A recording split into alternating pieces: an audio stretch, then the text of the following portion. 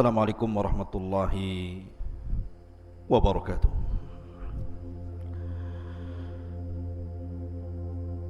Alhamdulillah wassalatu wassalamu ala rasulillah wa ala alihi wa sahbihi wa mawalah wa la hawla wa la quwata illa billahi wa ba'du. Ma'asyiral muslimin yang dimuliakan Allah subhanahu wa ta'ala, santri ikhwan yang semoga dimuliakan Allah subhanahu wa ta'ala. Alhamdulillah, malam ini kita bisa kembali duduk untuk bertalabul ilmi. Kemudian salawat teriring salam tak lupa kita haturkan kepada Rasul kita Muhammad sallallahu alaihi wasallam. Pembahasan malam ini adalah bicara tentang alam jin.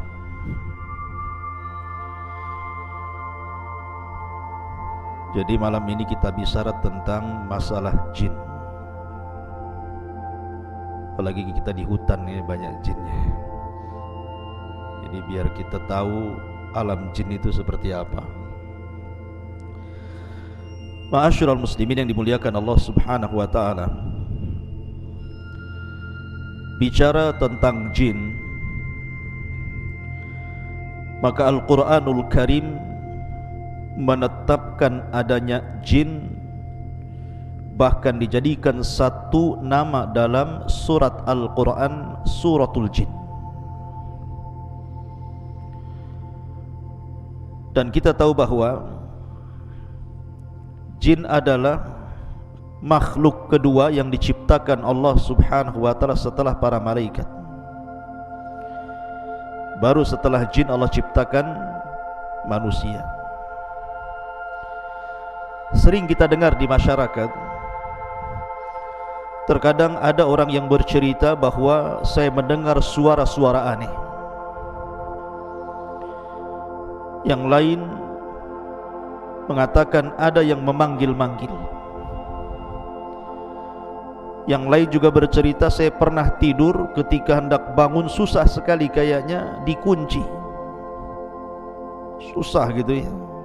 Ada orang yang lagi tidur itu susah mau bangun, kayak lagi dipiting sama jin itu. Yang lain, ketika saya lewat di sebuah tempat, kayaknya kok bulu semua berdiri, mulai bulu kaki sampai bulu kepala. Jadi macam-macam cerita di masyarakat itu tentang masalah jin dan syaitan. Lalu apa hakikat jin ini? Dan apa alaqah kaitan antara jin dan kita umat manusia ini? Ma'asyiral muslimin yang dimuliakan Allah Azza wa Jalla, dunia jin itu sebenarnya kurang lebih dengan kita. Di antara jin itu ada yang ahli salat, ahli puasa, ada yang umroh, ada yang haji, ada yang ahli sedekah, ada yang ahli zikir, bahkan ada yang mujahidin fi sabilillah. Tetapi di antara jin pun kebanyakan mereka ada yang fasik, ada yang suka minum khamar, ada yang suka berzina, ada yang suka berdusta, ada yang suka menyakiti dan menzalimi. Ya, karena jin itu terbagi menjadi dua. Wa inna kunna salihuna wa inna minna salihuna wa minna duna dzalik kunna tara'iqa qidada. Di antara kami para jin itu ada yang saleh, ada yang baik. Tapi juga ada jin-jin yang mereka jahat. Baik, kita akan jelaskan, karena mungkin secara umum kita sudah mengetahui tentang asal muasal jin dan pernah saya jelaskan di sini. Saya hendak menceritakan beberapa kisah saja tentang alaqah, hubung kait antara manusia dengan jin saja. Ma'asyiral muslimin yang dimuliakan Allah subhanahu wa ta'ala, suatu ketika Nabi sallallahu alaihi wasallam pernah sholat. Tiba-tiba kemudian datang jin mengganggu Nabi sallallahu alaihi wasallam yang sedang sholat. Maka Rasul marah, kemudian Rasul menangkap jin itu kemudian mencekiknya. Saking kerasnya Rasul mencekik jin itu sampai keluar air liurnya. Dan Nabi SAW merasakan dingin air liur itu. Kata Nabi SAW, kalau aku tidak teringat dengan doanya Nabi Sulaiman, Rabbi habli mulkan la yambagi li ahadin mim ba'di, ya Rabb, anugerahkan kepadaku kekuasaan yang tidak ku anugerahkan kepada siapapun sepeninggalku. Tentu jin itu sudah kuikat di tiang masjid sehingga menjadi mainan anak-anak. Tapi karena teringat doanya Sulaiman, ku lepas jin itu. Artinya Nabi SAW mencekik jin sampai liurnya terasa dingin. Pertanyaannya, bukankah jin tercipta dari api? Kenapa pula liurnya dingin? Harusnya liurnya panas. Yang tercipta dari api itu asal penciptaannya bapak moyang mereka, tetapi anak keturunannya tidak seperti moyang mereka, sama dengan kita.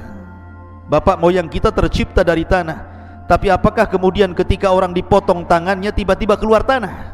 Kan tidak juga, ya, tetap saja keluar darah gitu ya. Itu hanya awal penciptaan saja. Makanya kenapa jin juga disiksa di neraka merasa sakit, sama dengan manusia dipukul tanah juga sakit. Kalau nggak percaya saya pukul antum pakai tanah liat. Kalau nggak menjerit, nah, saya kasih uang 100.000. Ma'asyiral muslimin yang dimuliakan Allah Azza wa Jalla. Lah, kalau kita melihat cerita-cerita di masyarakat kan macam-macam tuh. Apalagi penakut. Penakut itu biasanya pohon pisang pun jadi setan biasanya. Coba saja orang yang takut lewat kuburan, sebenarnya di kuburan tidak ada apa-apa, mungkin ada pelang warna putih, itu lari terbirit-birit disangka kuntilanak itu penakut loh ya. Terkadang seseorang yang saking takutnya, mungkin ada kucing nabrak kaleng kongguan kemudian jatuh prang begitu ya, itu ketakutan disangka ada setan tuh di belakang itu. Atau terkadang kita lihat angin, kemudian ada pohon goyang-goyang, kemudian bayangannya itu ikut goyang-goyang juga kan, nah, disangka setan itu. Langsung bulu kuduk berdiri semua tuh. Pertanyaannya, ikhwatu fiddin muliakan Allah Azza wa Jalla, mungkinkah seseorang itu melihat jin? Sebagaimana yang ma'ruf di masyarakat gitu ya. Maka kita katakan bahwa Allah Subhanahu wa taala berfirman, innahum yarakum min haitsu la tarawnahum. Mereka yang melihat kita, kita yang tidak melihat mereka. Artinya jin itu bagi kita alam gaib. Jangankan jin, di zaman Nabi SAW banyak orang-orang munafik. Rasul tidak tahu siapa satu munafik itu, kecuali setelah diberitahu Allah, kemudian dicatat oleh Hudzaifah ibnul Yaman siapa nama-nama munafik. Kalau Allah tidak memberitahu siapa munafik di zaman itu, selamanya Rasul tidak tahu mana satu yang munafik. Artinya munafik saja kita tidak tahu ya di zaman Nabi SAW, apalagi jin. Maka seseorang kemudian kalau masuk ke alam jin, kemudian sok tahu tentang masalah jin tanpa didasarkan Al-Quran dan Sunnah, ketahuilah bahwa dia itu pendusta. Contoh saja, melihat kita, kita tidak melihat mereka. Macam mana kemudian menangkap jin dimasukkan ke dalam botol, sementara nas Al-Quran mengatakan kita tidak mampu melihat mereka, sementara mereka melihat kita? Kalau gitu tidak adil, Ustaz. Enak kali jin melihat kita, kita tak bisa lihat jin. Allah Maha Adil. Ketika di dunia kita tidak bisa melihat jin dan jin bisa melihat kita, kelak di sorga Allah balik alamnya, di mana kita bisa melihat jin dan jin tidak bisa melihat kita. Itulah kebalikannya dan keadilan Allah Subhanahu wa ta'ala. Akan tetapi ketika jin-jin itu tasyakul, beralih rupa, maka kita mungkin melihatnya. Bisa saja seseorang kemudian melihat ada burung hantu, disangka hantu karena ada hantunya, burung hantu. Kemudian kucing garong warna hitam, disangka setan, ya kan? Padahal garong dia, ya. Jadi mungkinkah kemudian jin-jin itu tasyakul dan seseorang bisa melihatnya? Maka kita katakan kalau itu yang terjadi bukan dalam bentuk asli, mungkin. Saya akan bercerita beberapa kisah ya di zaman para sahabat. Pertama, kisah Abu Hurairah radhiyallahu an. Suatu ketika Abu Hurairah radhiyallahu an itu ditugaskan Rasul untuk menjaga Baitul Mal, menjaga pembendaharaan Baitul Mal. Rupanya di malam itu ada pencuri masuk ke Baitul Mal mencuri gandum. Satu karung, kemudian lari dibopong. Abu Hurairah melihat pencuri ini langsung mengejar, kemudian menangkap. Rupanya pencuri ini adalah orang tua dan mengatakan, "Ya Abu Hurairah, ana syaikhun kabir, faqirun, dhu iyalin, wa ma ataituka illa min hajatin, wa ma asabtu syai'an dunak, ma ataituka bla bla bla bla." Bahasa kita ya.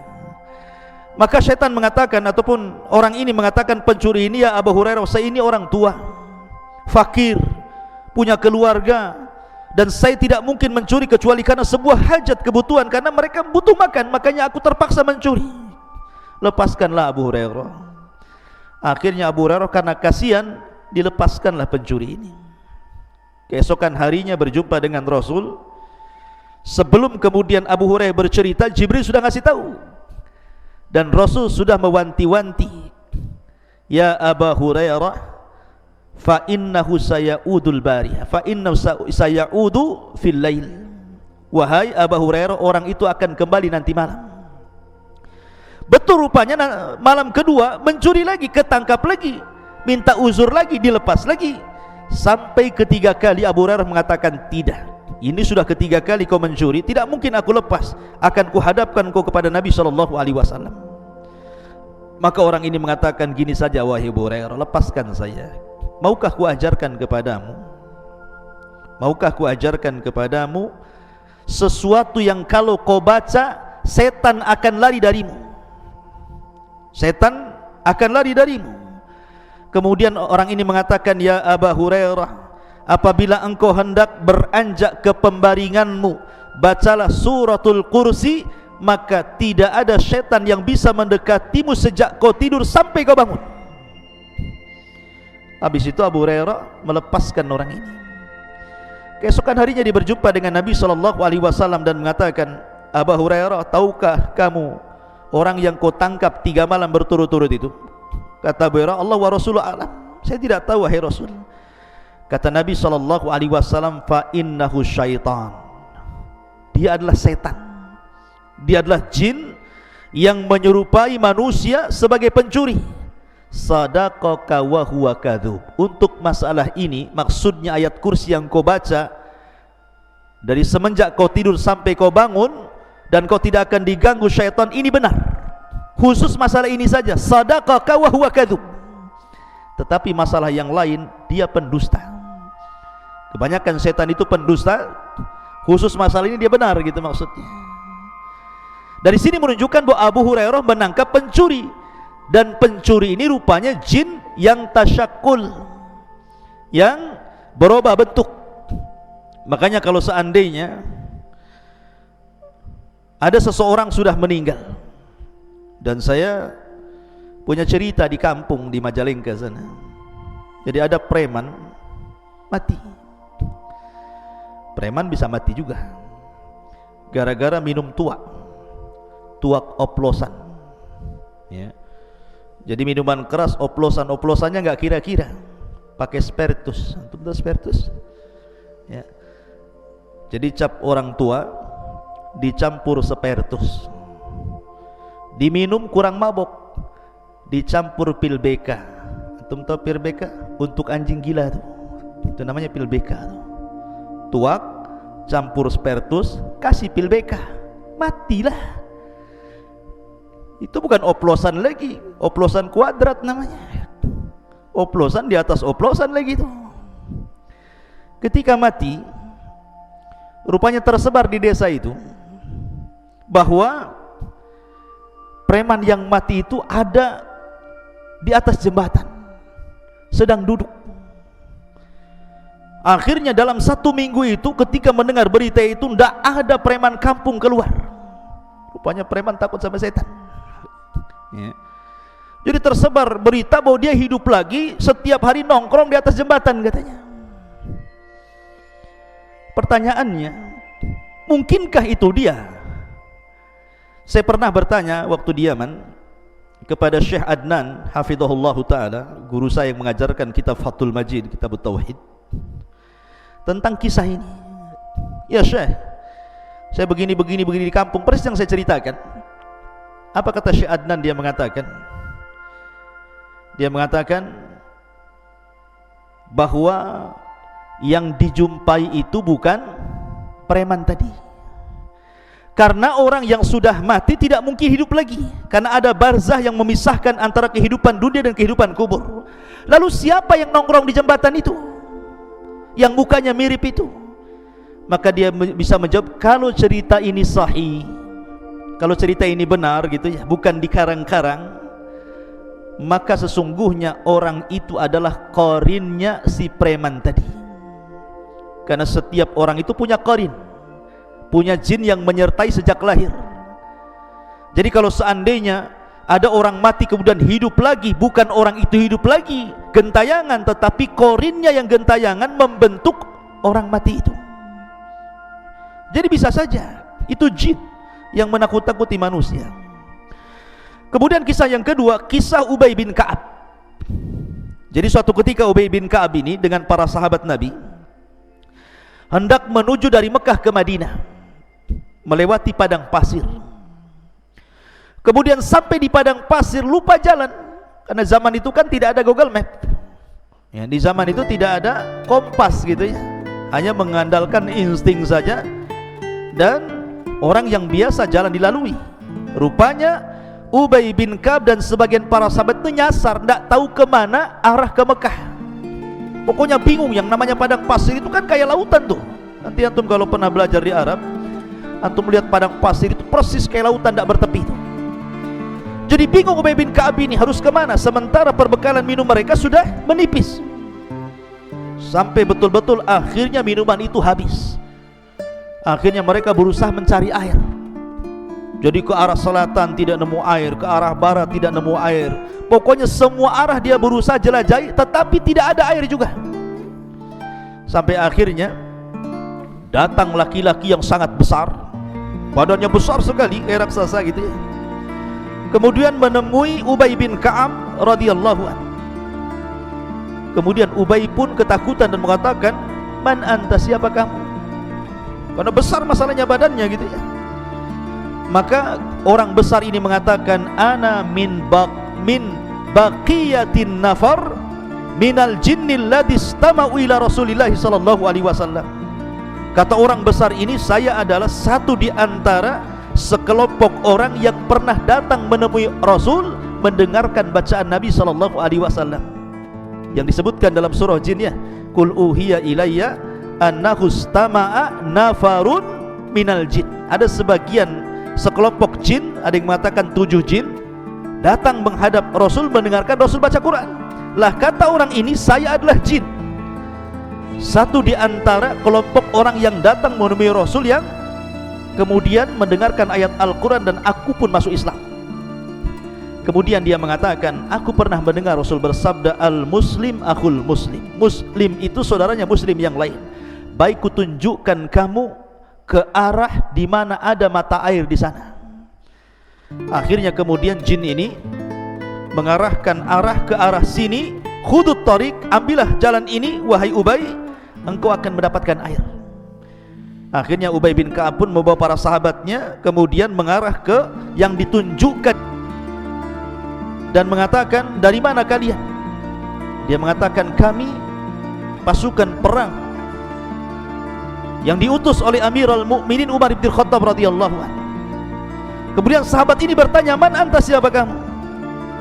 Maka orang yang aneh ini mengatakan, ana minan Nahawan, saya dari Nahawan, dan Allah saufa yaftahullahu ala Nu'man ibn Bashir walakinnahu ustushid. Tiba-tiba dia mengatakan, sebentar lagi kan kalian akan menyerbu Nahawan, kupastikan kalian akan menang, tetapi yang memimpin perang kalianlah Nu'man bin Thabit. Nu'man bin Bashir afwan. Tetapi dalam peperangan itu Nu'man akan mati syahid. Kagetlah orang ini. Oh, belum perang kok dia bisa meramalkan seperti itu. Masalahnya, kalian kan akan berangkat ke Nahawan, menyerang Nahawan, tetapi Allah akan menangkan kalian di tangan Nu'man ibn Bashir, tetapi Nu'man akan mati syahid di situ. Akhirnya orang ini, sahabat ini langsung lari menuju Umar bin Khattab radhiyallahu anhu dan mengatakan, ya Amirul Mukminin, tadi saya berjumpa dengan orang yang aneh. Tiba-tiba dia mengatakan bahwa kita akan memenangkan Nahawan, tetapi Nu'man bin Bashir akan mati syahid di situ. Kata Umar bin Khattab radhiyallahu anhu mengatakan, ya, tahukah kamu siapa dia? Maka sahabat ini mengatakan, tidak tahu hai Amirul Mukminin. Kata Umar bin Khattab radhiyallahu anhu, dia mengatakan, dialah Usaim baridul jin. Dialah Usaim, satu di antara jin-jin yang saleh. Dia pun datang kepada Umar memberitahu, ya. Artinya bahwa jin juga terkadang tasyakul kan, berbuah bentuk gitu menjadi manusia, sama dengan malaikat juga sama. Tetapi ikhwatu fillah muliakan Allah subhanahu wa ta'ala, yang lebih aneh lagi kisahnya, di zaman ulama salaf ada namanya Imran At-Tammar. Imran At-Tammar ini seorang ahadus salihin, orang soleh. Imran ini At-Tammar ini seorang soleh. Jadi dia punya majelis taklim bersama syekhnya namanya Al-Hasan Al-Ja'di. Jadi ada seorang alim ulama besar namanya Al-Hasan Al-Ja'di. Jadi Imran ini suatu ketika dia ingin menghadiri majelisnya Al-Hasan Al-Ja'di, majelis di waktu fajar. Jadi Hasan Al-Ja'di ini biasa membuka majelis taklim setelah subuh, datang dari mana-mana, dan dia takut ketinggalan sehingga dia tidak mendapatkan tempat duduk di depan. Maka dia datang pas bertepatan malam itu, malam Jumat. Dia datang pagi-pagi buta. Jadi jam 3 malam itu sudah datang dia ke masjidnya Al-Hasan Al-Ja'di ini. Ketika sampai di masjid, masjid tertutup semua. Semua tertutup masjid, tidak ada yang terbuka, terkunci semua masjidnya. Anehnya, di dalam masjid itu terdengar suara Syekh Al-Hasan Al-Ja'di sedang qiyamul lail, sedang tahajud, dan dikeraskan bacaannya. Jadi ketika dia membaca ghairil maghdubi alaihim waladhdallin, tiba-tiba terdengar suara amin, seolah-olah masjid itu penuh, terdengar suara amin semuanya. Jadi Imran At-Tammar ini heran, ini masjid terkunci. Kemudian di dalam masjid itu Syekh Al-Hasan Al-Ja'di sedang solat malam tahajud. Ketika dia membaca waladhdallin, maka terdengar suara amin yang begitu banyak seolah-olah penuh masjid itu, dan dia tidak berani masuk. Dia pun menunggu sampai adzan fajar. Ketika adzan fajar, datanglah muadzin membukakan pintu masjid itu. Ketika dia masuk ke masjid, rupanya tidak ada satupun orang kecuali syekh saja sedang sholat sunnah fajar. Kaget dia, dari mana suara amin itu? Padahal dia mendengar ada riuh pikuk suara amin ketika syekh sedang membaca Al-Fatihah dalam tahajudnya. Ketika dia subuh masuk ke masjid, tidak ada orang. Rupanya hanya ada syekh yang sedang sunnah fajar itu. Kemudian terpikir oleh dia ini, Imran At-Tammar ini, setelah kemudian sholat subuh, kemudian mengikuti majelisnya Al-Hasan Al-Ja'di. Selesai pengajian, dia pun berusaha untuk menanyakan kepada syekh, menceritakan pengalamannya semalam. Ya syekh, semalam saya lihat masjid tertutup, engkau sholat tahajud, kau baca Fatihah, ketika engkau membaca waladhdallin semua mengaminkan dirimu, tapi ketika subuh aku lihat tidak ada satupun orang yang sholat di belakangmu. Lihat jawaban syekh ini. Dia mengatakan, ya, karena di belakangku adalah jin min nasibi, yakhtimul qur'ana kulla lailatil jum'ah. Jadi setiap malam Jumat jin-jin nasibin ini datang, kemudian menghatamkan Quran di belakangku dalam tahajudku. Setiap malam Jumat mereka datang, sholat di belakangku dan mengaminkan sholatku. Kira-kira nih kalau antum sholat malam, Allahu Akbar. Ghairil maghdubi alaihim waladdallin. Amin. Dilanjutkan nggak tuh sholatnya? Langsung antum hidupkan semua lampu, bangunkan kawannya gitu. Ya kan? Lihat, syah ya. Artinya bahwa jin-jin juga ada alaqah dengan kita, ada hubung kait dengan kita, maksudnya dengan manusia. Ma'asyiral muslimin yang dimuliakan Allah Subhanahu wa taala. Tetapi ada juga jin-jin itu yang jahat, ikhwan. Tidak semua jin itu baik. Wa inna kunna salihuna wa inna minna salihuna wa minna duna dzalik. Kunna tara'iqa qidada. Jadi kami ini bertingkat-tingkat.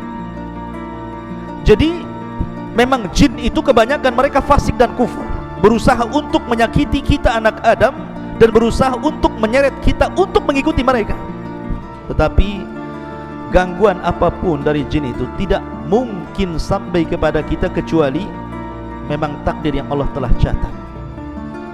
Makanya Allah mengatakan la in istama'u ala an yadhurruka bi syai'in lam yadhurruka illa bi syai'in qad kataballahu lak. Kalaulah satu dunia jin itu berkumpul hendak memberikan madarat kepadamu, tidak mungkin madarat itu sampai kecuali memang sudah ditetapkan dalam takdir Allah. Jadi tidak perlu takut antum. Kalau ada dukun datang kepada antum, saya sihir kamu, sihir sajalah. Sambil nyantai ya, saya sihir kamu, silahkan sihir saja ya. Tapi tidak perlu sombong, sihir saja ya. Emang siapa kamu? Ya. Kuruqyah kamu. Jadi tidak perlu kita sombong. Yang penting kita yakin bahwa kalau mereka mengancam sihir, sihir itu tidak mungkin terjadi kecuali karena izin Allah Subhanahu wa taala. Dan jin itu ada titik kelemahannya. Saya contohkan sebuah kisah. Di zaman Nabi SAW, jadi Imam Hakim meriwayatkan dari Ya'la bin Marrah, dari bapaknya, dia mengatakan, aku safar bersama Nabi. Tiba-tiba aku melihat sesuatu yang sangat ajaib, yang sangat takjub, menakjubkan gitu. Karena ketika di perjalanan, rupanya ada seorang wanita bersama anaknya. Anaknya ini sakit-sakitan selama 7 tahun, selalu pingsan, kemudian siuman, pingsan lagi. Pokoknya selama 7 tahun itu 2 hari sekali pingsan dan sakit parah, gak bisa ngomong. Sehingga kemudian ketika berjumpa dengan Nabi SAW, Rasul bertanya dan mengatakan, kenapa anakmu itu? Maka ibu ini mengatakan, boleh jadi dia terkena syaitan wahai Rasul, tolonglah obati anakku. Maka Nabi SAW akhirnya mendekat anak itu, kemudian membuka mulutnya. Kemudian Nabi SAW hanya mengatakan, ukhruj ya aduwallah, keluar wahai musuh Allah. Cuma ngomong gitu saja, ukhruj ya aduwallah, keluar wahai musuh Allah. Habis itu anak itu kemudian tertidur, dan setelah bangun tiba-tiba sembuh penyakitnya. Tidak tersisa sama sekali dari selama penyakit 7 tahun lamanya itu. Hanya Nabi mengatakan ukhruj ya aduwallah. Makanya kenapa dalam dunia ruqyah, ikhwan, kalau antum nanti jadi peruqyah, Nabi SAW itu tidak pernah memperbanyak dialog dengan orang yang diruqyah. Rasul hanya mengatakan ukhruj ya aduwallah, keluar wahai musuh Allah. Tidak perlu antum memperbanyak dialog. Kamu siapa? Dari mana asalmu? Dan nikah belum? Berapa anakmu? Kau kesini sama siapa? Nah, kau gabung sama geng mana? Tidak perlu ya. Jadi tidak perlu diperbanyak dialog, karena jin itu pendusta. Karena mereka pendusta, maka kalau antum meruqyah cukup bacakan Quran. Kalau dia menjerit-jerit, cukup antum katakan ukhruj ya aduwallah, keluar wahai musuh Allah. Kalau tidak, ya ajak mereka beriman saja, tidak perlu tanya yang aneh-aneh ya. Karena jin itu pendusta. Dan tidak ada jin itu yang bentuknya indah. Jin itu kuat, cantik, tapi punya 9 kaki, mau nggak? Nggak mau. Itu bukan orang, namanya gurita, cumi-cumi namanya. Artinya bahwa jin itu tidak ada yang bagus. Sudah bentuknya jelek, mereka pendusta masalahnya. Jadi jangan diperbanyak dialog. Makanya Nabi SAW cukup mengatakan ukhruj ya aduwallah, keluar wahai musuh Allah subhanahu wa ta'ala. Kemudian juga ada cerita dari Rashid Ridha. Jadi suatu ketika ikhwan, ada seorang nelayan. Seorang nelayan ini dia melempar jala di lautan. Ketika dia melempar jala, kemudian menarik jala, rupanya terdengar suara di dalam lautan itu, seolah-olah ada yang tersangkut. Tiba-tiba terdengar suara aneh. Langsung ketakutan nelayan itu, akhirnya jalannya dilempar. Karena ketakutan dilempar jalannya. Kemudian dia pulang. Sejak peristiwa itu, sang nelayan akhirnya selalu diganggu oleh jin. Akhirnya dia sakit-sakitan sampai tidak bisa bicara. Berusaha dokter mengobati juga tidak bisa. Kemudian para peruqyah juga berusaha meruqyah juga tidak sembuh-sembuh. Sampai akhirnya dia datang kepada Syekh Rashid Ridha. Kata Syekh Rashid Ridha ketika itu, hanya membacakan satu ayat saja, fasayakfikahumullahu wa huwas samiul alim. Fasayakfikahumullahu wa huwas samiul alim. Tiba-tiba kemudian semua jin yang ada di tubuhnya keluar, dan Allah subhanahu wa ta'ala takdirkan dia sembuh. Artinya bahwa ada jin-jin itu yang suka mengganggu manusia, yang suka mengganggu manusia. Lah kenapa kemudian jin itu bisa masuk ke tubuh anda, ke tubuh kita, ya, sampai akhirnya ada orang yang kesurupan? Banyak penyebabnya kata para ulama. Bisa saja karena jin itu sudah terlampau cinta dengan antum sehingga dia masuk ke tubuh antum. Kok bisa Ustaz? Dia cinta sama kita. Surat menyurat pun tidak, pandang memandang pun tidak, ta'aruf pun tidak. Macam mana kemudian dia cinta dengan saya gitu? Kata para ulama, salah satu penyebabnya adalah ketika antum masuk ke kamar mandi, kemudian lupa membaca a'udzubillah, berlindung kepada Allah minal khubthi wal khaba'is.